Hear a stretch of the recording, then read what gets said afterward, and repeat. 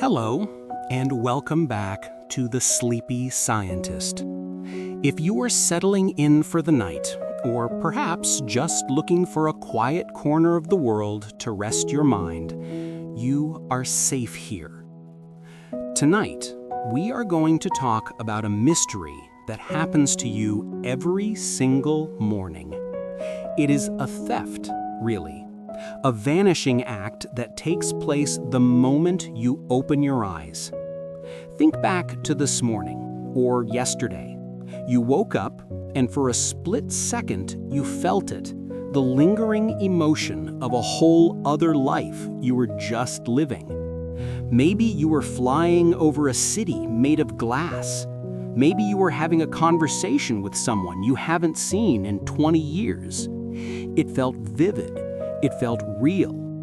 But then you reached for your phone, or you turned to look at the clock, and in that single moment of distraction, it was gone, like smoke in a breeze. You tried to grab it, to pull the thread of the story back, but the harder you grasped, the faster it dissolved. Scientists tell us that within 5 minutes of waking, 50% of a dream is forgotten. Within 10 minutes, 90% gone. Why? Why would the human brain, this incredible energy-consuming machine, spend hours every night constructing elaborate stories, generating complex emotions, and building entire worlds, only to hit the delete button the moment we wake up? Tonight, we're going to find out. We are going to open the library of lost dreams. We will look at the biology of forgetting, the history of those who tried to remember, and finally, how you can stop this vanishing act.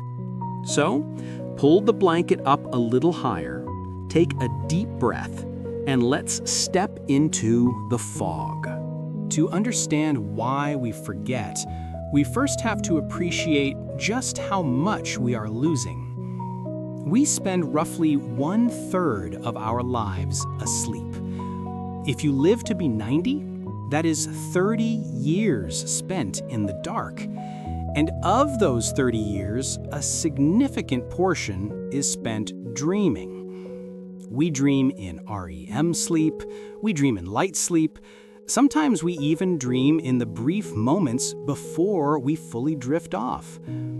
If you recorded every single dream you had in a lifetime, you would have enough material to fill a library. Genres of every kind: horror, romance, adventure, avant-garde nonsense. And yet, for most of us, the shelves of that library are empty. We walk around with this vague sense that we don't dream much. But that isn't true. You dream every night, multiple times a night. The problem isn't production. The problem is retrieval. It is a strange paradox. Evolution is usually very efficient. It doesn't like waste. So why this massive waste of data? Some researchers believe this forgetting is a feature, not a bug. Imagine if you remembered every dream you had in a lifetime. You would have enough material to fill a library. Genres of every kind: horror, romance, adventure, avant-garde nonsense. And yet, for most of us, the shelves of that library are empty. We walk around with this vague sense that we don't dream much. But that isn't true. You dream every night, multiple times a night. The problem isn't production. The problem is retrieval. It is a strange paradox. Evolution is usually very efficient. It doesn't like waste. So why this massive waste of data? Some researchers believe this forgetting is a feature, not a bug. Imagine if you remembered every dream you had in a lifetime. You would have enough material to fill a library. Genres of every kind: horror, romance, adventure, avant-garde nonsense. And yet, for most of us, the shelves of that library are empty. We walk around with this vague sense that we don't dream much, but that isn't true. You dream every night, multiple times a night. The problem isn't production. The problem is retrieval. It is a strange paradox. Evolution is usually very efficient. It doesn't like waste. So why this massive waste of data? Some researchers believe this forgetting is a feature, not a bug. Imagine if you remembered every dream you had in a lifetime. You would have enough material to fill a library. Let's meet the librarian of your mind.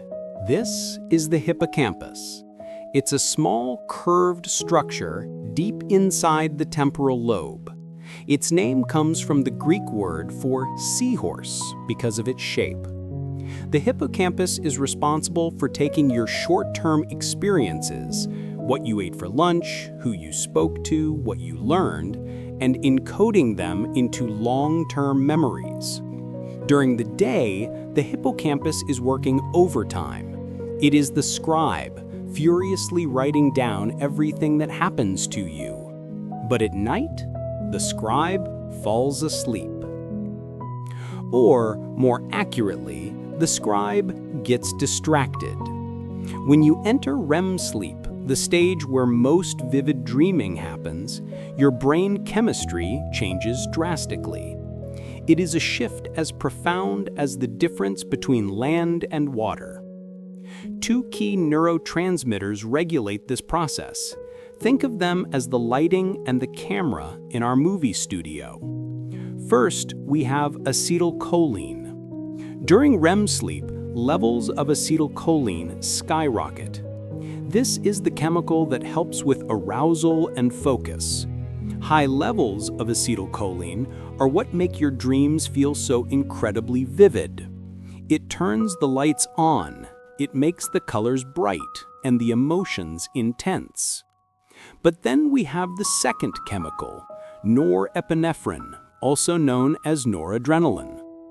In your waking life, norepinephrine is essential for memory. It acts like a fixative. It's the glue that makes a memory stick.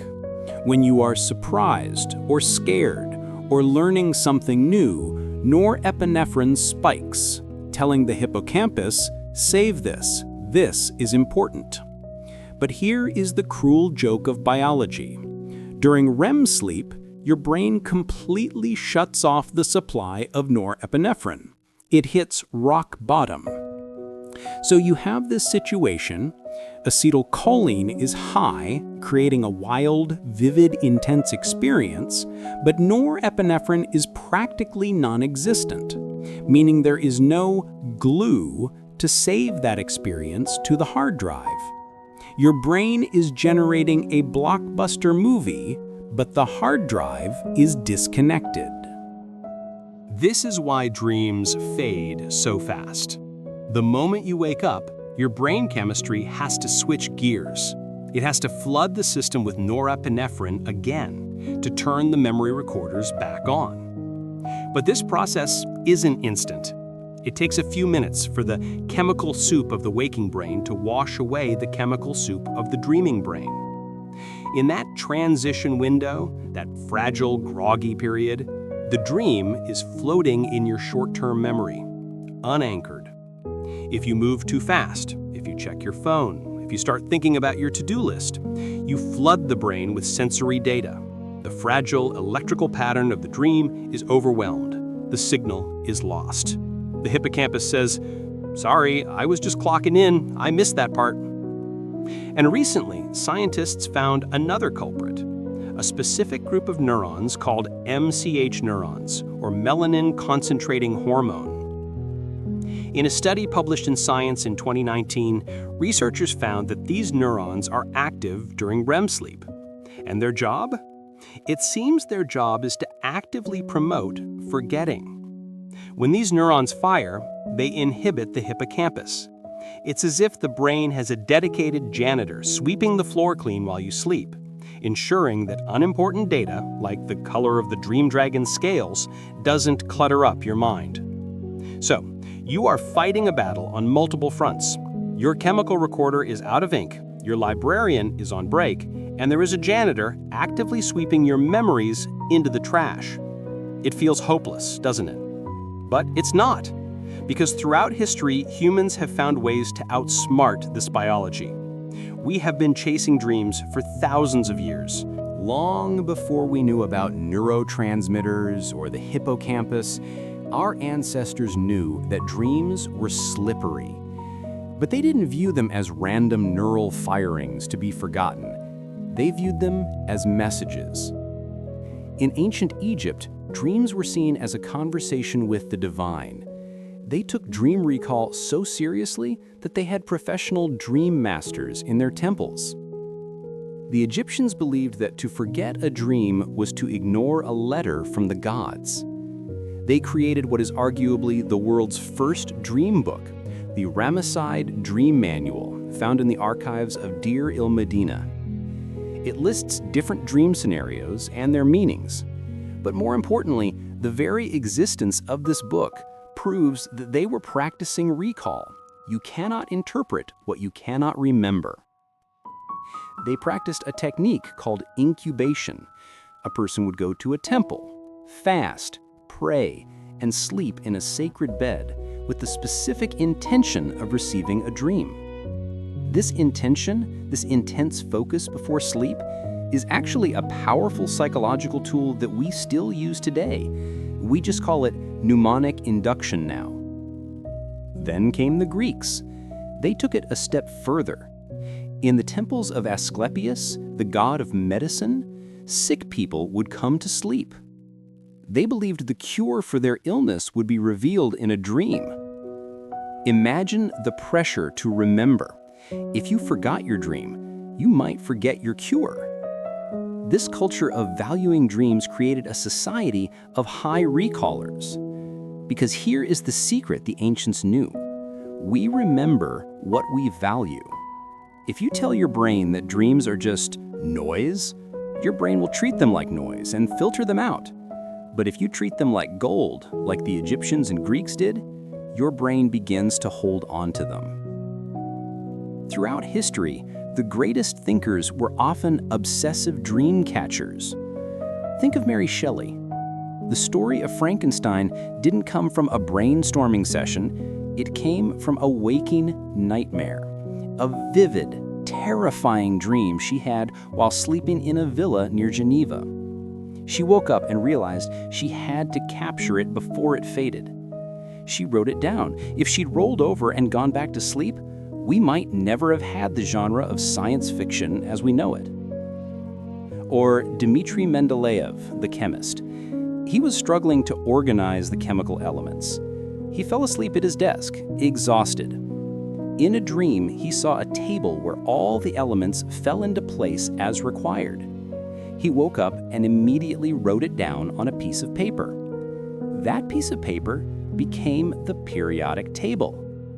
These people weren't biologically different from you. They didn't have a super hippocampus. They just had a habit. They had a system. They respected the threshold between the two worlds. So, we know why we forget, the chemistry, the biology, and we know that it is possible to remember. History proves it. The question now is, how do we do it? How do we overcome the biological amnesia and build a bridge that lets us carry these treasures back into the waking world? That brings us to the toolkit. So we stand at the edge of a problem. On one side, we have the waking world, governed by logic, gravity, and consequences. On the other side, the dreaming world, governed by emotion, symbolism, and fluidity. Between them flows a river of forgetfulness, a river made of neurochemistry designed to wash away the night. Most people try to build a bridge across this river after they wake up. They open their eyes and scramble to remember, but by then, it is often too late. The bridge has already washed away. The secret to remembering your dreams doesn't begin in the morning. It begins the night before. It begins now as you prepare the mind for the journey. Welcome to the toolkit. If you want to catch a fish, you don't just jump into the water with your bare hands. You weave a net. You prepare. Dream recall is a skill, and like any skill, it requires training your brain to prioritize specific information. Right now, your reticular activating system, a bundle of nerves at your brainstem, is filtering out millions of bits of data. It ignores the feeling of your socks on your feet, the hum of the refrigerator, and, for most people, it ignores dreams. Why? Because you haven't told it that dreams are important. The first tool is deceptively simple, but it is the foundation of everything. It is called mnemonic induction. Before you fall asleep, as you are lying in the dark waiting for consciousness to slip away, you must set an intention. You must give your hippocampus a direct order. Repeat a mantra to yourself. It doesn't have to be complicated. I will remember my dreams. When I wake up, I will recall what I saw. Say it silently. Visualize yourself waking up and writing in a notebook. This isn't magic, it is priming. You are tagging the concept of dreaming with a flag of importance. You are telling that groggy morning version of yourself, pay attention, there is a package arriving. Warm, intimate, slow pace. The chemistry of sleep. Next, let's look at the hardware. You can't run a high-performance software on a computer with no battery. There is one specific vitamin that has been scientifically linked to dream vividness and recall: vitamin B6. In a 2018 study from the University of Adelaide, researchers found that participants who took vitamin B6 supplements before bed reported significantly clearer, more vivid dreams. Why? Because B6 helps the body convert the amino acid tryptophan into serotonin. And serotonin is the precursor to melatonin, the hormone that regulates sleep cycles. More importantly, higher serotonin levels during the day can lead to a rebound effect at night, intensifying the REM stage where dreams happen. Foods rich in B6, bananas, avocados, fish, chickpeas, are natural friends of the dreamer. Of course, always consult your doctor before taking supplements. But understand this: your diet affects the cinema playing in your head. On the flip side, there are dream killers. The two biggest enemies of dream recall are alcohol and caffeine. Alcohol might help you fall asleep faster, but it is a REM suppressant. It steals the second half of your night. If you go to bed tipsy, you are essentially turning off the movie projector. You pass out, but you do not truly dream. Respecting the architecture. Finally, we must talk about time. Sleep is not a flat line. It is a staircase. We cycle through stages: light sleep, deep sleep, and REM roughly every 90 minutes. But here is the critical detail. These cycles are not equal. In the first half of the night, your brain prioritizes deep sleep, and 3, to repair your body. REM stages are short, sometimes only 10 minutes. But in the second half of the night, hours 6, 7, and 8, the pattern flips. Deep sleep disappears, and REM sleep becomes the king. Your last dream cycle of the night can last 45 minutes to an hour. This is where the epic dreams happen, the long narrative adventures. If you cut your sleep short, if you sleep only 6 hours to catch an early flight or get to work, you aren't just cutting off rest. You are amputating the longest, most vivid dream of the night. You are walking out of the movie theater right before the climax. So, the toolkit is prepared. You have set your intention. You have fueled your brain. You have given yourself enough time. Now, we fast forward. The night has passed. The sun is rising. This is the moment of truth. Warm, intimate, slow pace. The alarm goes off. Or maybe you wake up naturally. This next 60 seconds, the golden minute, will determine whether you keep the treasure or lose it forever. This state is called the hypnopompic state. You are floating between the theta waves of sleep and the beta waves of wakefulness. The door to the library is still slightly open. Here is the single most important rule of dream recall. Do not move. This is the mistake almost everyone makes. You wake up and you stretch. You turn over to look at the window. You reach for your phone to check the time. The moment you move your body, your brain floods with sensory input. Proprioception, the sense of where your limbs are in space, activates the motor cortex. This sensory flood acts like a tsunami, washing away the delicate, short-term memory of the dream. Instead, practice a technique called drifting. When you wake up, keep your eyes closed. Keep your body completely still.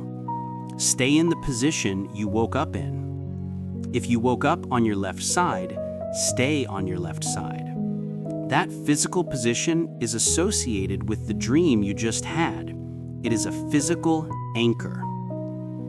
In this stillness, ask yourself one question. Not what happened, because that is too logical. Ask yourself, how do I feel? Was it scary? Was it peaceful? Was there a sense of urgency? Emotions are stored in the amygdala, which is more active during REM than the logical hippocampus. It is easier to grab the tail of an emotion than the tail of a plot point. Find the feeling. Maybe you feel anxious. Focus on that anxiety. Why am I anxious? I was late. Late for what? For a train. Who was on the train? My grandmother. And suddenly the whole thread unravels. You pull the dream back, piece by piece, from the fog. Warm, intimate, slow pace. Once you have grasped the thread, you must anchor it in the physical world. You must write it down.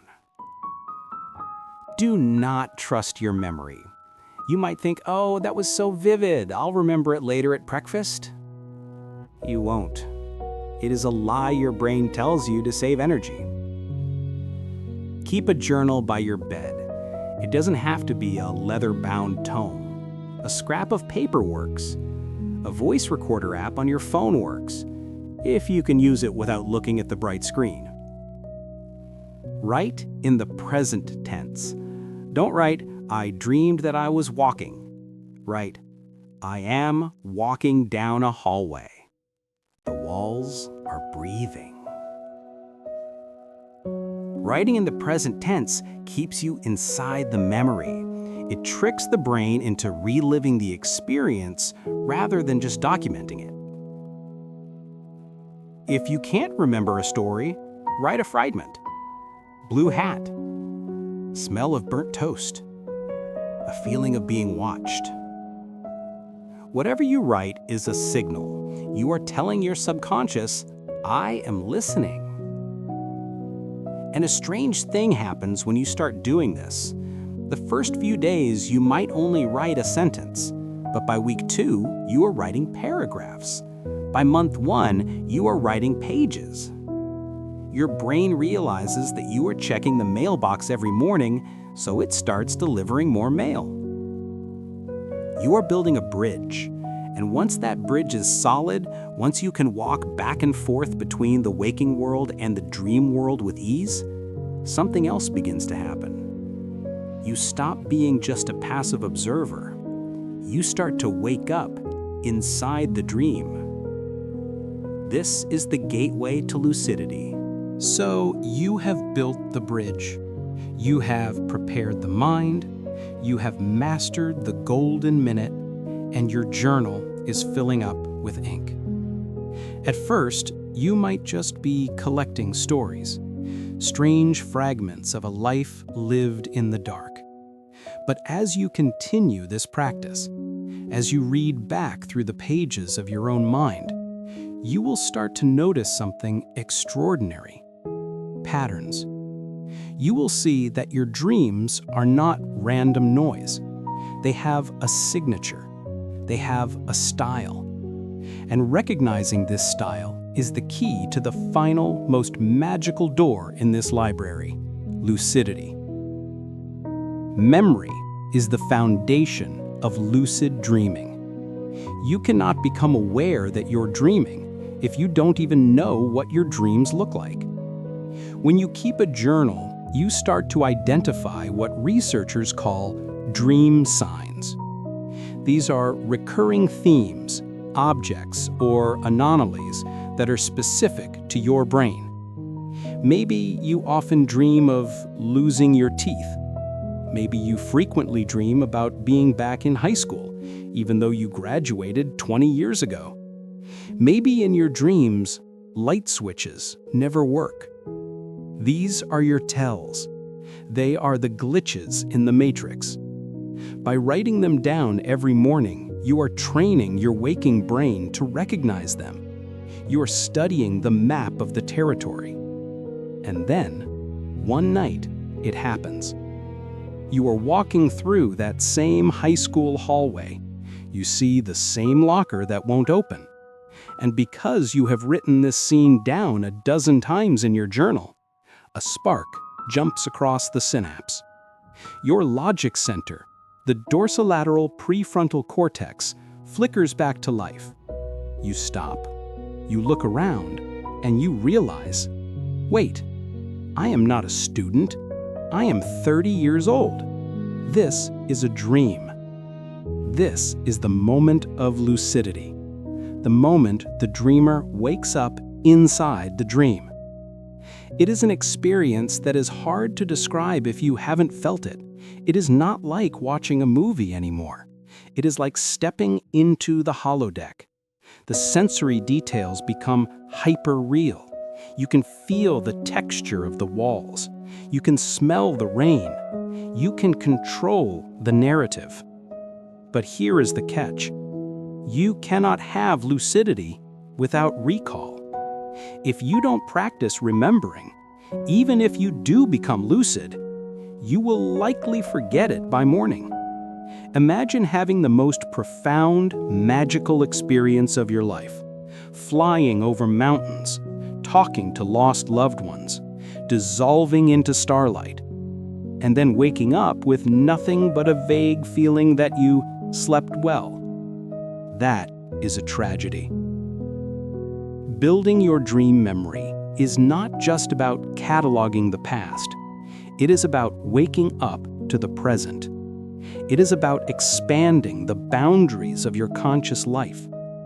It turns sleep from a blackout into a playground, a laboratory, a second life. And as you deepen this practice, you might find that the line between the two worlds starts to blur in the most beautiful way. You bring the creativity of the dream into your day, and you bring the clarity of the day into your dream. You become a whole person. We started this journey with a statistic. 90% of dreams are forgotten. That is a lot of life to lose. If you live to be 90, you will spend roughly 6 years of your life purely in the state of dreaming. 6 years. That is longer than you spent in high school, longer than most college degrees, longer than many relationships. To let those 6 years vanish into the dark is to ignore a huge part of who you are. Your dreams are not just random neural firings. They are the night shift of your soul. They are where your brain processes your grief, rehearses your fears, and plays with your wildest hopes without the restrictions of gravity or logic. When you start to remember them, you aren't just collecting trivia. You are opening a conversation with yourself. You might find that the monster chasing you in your nightmare is just a symbol for the deadline you are avoiding. You might find that the flying dream comes back every time you feel free in your relationship. You might find answers to questions you didn't even know you were asking. So tonight, don't just go to sleep. Prepare for an adventure. Put the notebook by the bed. Say your mantra. And when you wake up tomorrow, in that golden, fragile minutes before the world rushes in, stay still. Listen to the whisper before it fades. The library is waiting, and you are the only one who holds the key. If you want to help this channel dream a little bigger, please leave a like and subscribe. And tell me in the comments, what is the strangest thing you have ever remembered from the night? I'm the Sleepy Scientist. Good night.